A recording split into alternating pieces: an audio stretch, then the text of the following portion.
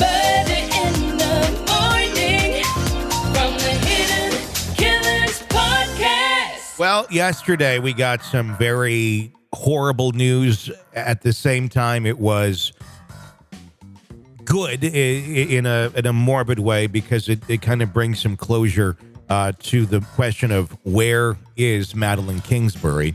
Her body was found yesterday, and then at that same point, her ex was arrested as well, the father of her children. But before we go into all of that and the charges and the press conference and the very creepy things that he was doing and photographed doing while people were searching for Madeline's body, yes, just wait on that. That's definitely worth waiting for. Let's go through the timeline of how this all went down so you can fully understand how this case is or where it's at. Madeline Kingsbury, she's a 26-year-old mother from southern Minnesota. She disappeared on March 31st of 2023 after dropping her children off at daycare. On April 1st, the Winona Police Department sought the public's help to locate her. And by April 5th, her disappearance was characterized as involuntary and suspicious by the Winona Police Chief, Tom Williams. A large search effort involving 1,800 people took place on April 7th, but failed to find Madeline. On April 12th, Adam Fravel, the father of Kingsbury's children, denied involvement in her disappearance through a statement from his attorneys. In this, he claimed that he had cooperated fully with the law enforcement and expressed his desire for Kingsbury to be found safe. By April 27th, Winona City officials were requesting property owners to aid in the search, asking them to report any old wells, homesteads, windmills, windmill bases, and sinkholes, and to mark their properties as searchable. I didn't know, what's up with windmills? Why is that? I don't know. Maybe there's a lot of windmills out there in that part of the country, and that is why there's more focus on that versus barns. I think that might be it. But that's southern Minnesota, so I wonder if they're actual, out in the farm fields. Yeah. I'll have to look that up.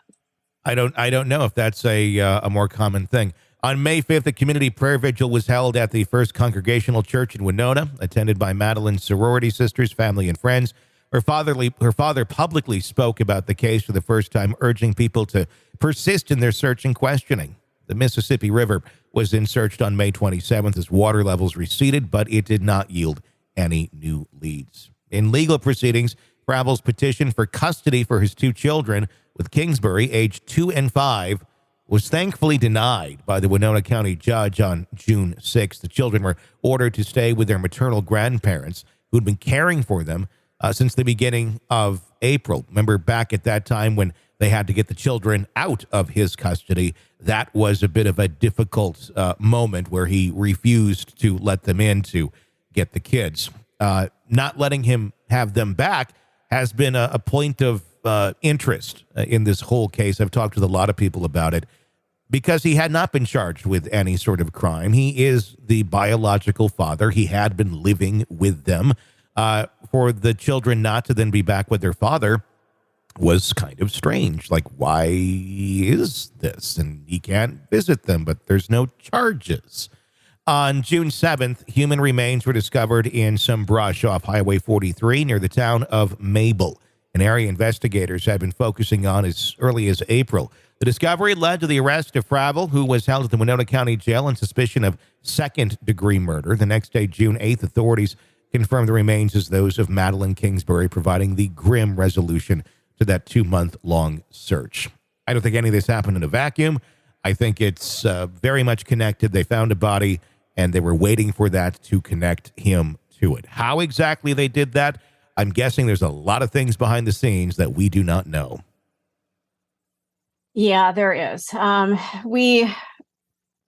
Earlier today, I found a picture on Twitter, and this is Twitter talking, so I don't know how much we can put stock into this, but it was somebody commenting that he had never helped with any of the search. And as a matter of fact, he had been harassing people who were searching for her. Now, I don't know if any of that's true, but somebody did snap a photo of him kind of coming up behind a search vehicle. It almost looked like he was angry. Yeah, it looked a little bit bizarre. Certainly, if this random person in a beanie comes up to you on the side of the road, and oh my gosh, it's the guy that was the significant other of the missing woman, and he's all by himself and he's acting kind of weird. That would be a bit of a red flag. Mm-hmm. But what I'm wondering about more, and certainly that is creepy as hell, is how else have they connected him to the body? At this point, she's been under brush and not in a very good place. We've seen winter weather there. We've seen spring weather there. And now we're getting into summer weather. I'm guessing the body was probably not in the greatest of shape in terms of decomposition and such. So to immediately be able to say, okay, we found the body, now we're going to get you, there's going to be more to it. What I'm wondering is with him, I'm sure they've been looking into his cell phone data, trying to see where he's been, what time he's been different places. And it will be very interesting to see what that reveals of his connection to this small area about 40 miles outside of Winona where they found the body. Yeah, I was actually in La Crosse, Wisconsin, which is very close to, I mean, it's not incredibly close, but it's in, southern part of Wisconsin, close to southern Minnesota, kind of in the same vicinity. And people were terrified that maybe there was a serial killer on the loose. There was flooding from the Mississippi River at this time. So, people were hypothesizing that, boy, if you wanted to murder somebody and dump them, you certainly could, because the river was running so rapidly that you could dump a body and it would just be gone. Yeah. So this really took over a lot of the conversation in this community, and it was quite terrifying. It does make you wonder how many people took anybody up on that offer of like, hey, that's true. Right. Maybe I should go do that. Well, yeah. I know they find many bodies in those rivers every single year, many from suicide, some from homicide, and identifying is not always the easiest. A little bit easier now with DNA, and if that DNA is on record anywhere. But it's good that they seem to have, they found the body, and we also now have a suspect in custody. It's going to be very interesting to see how this all plays out and what the true evidence is against Adam Fravel.